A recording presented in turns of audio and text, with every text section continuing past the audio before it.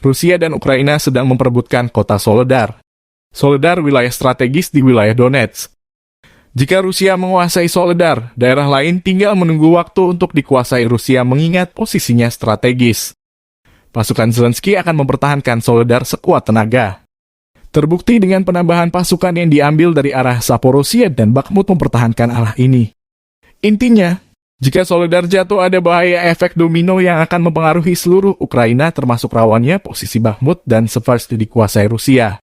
Demikian analisis wartawan Bild Jerman Julian Rothke di akun Twitter pribadinya hari ini.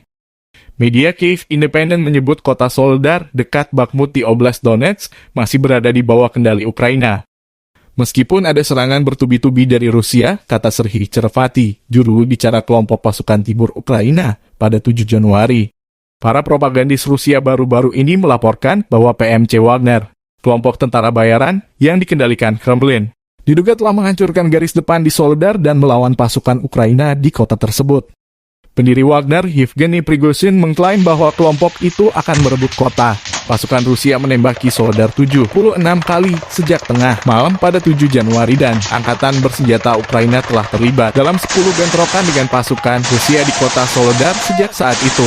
Menurut Chervat, konflik Rusia dan Ukraina mendekati bulan ke-11 belum ada tanda-tanda perdamaian.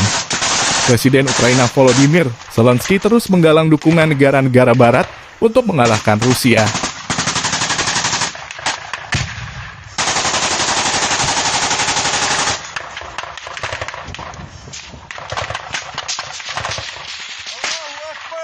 Ахмат, сила!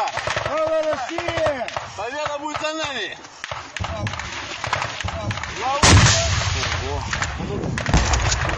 Трофеи.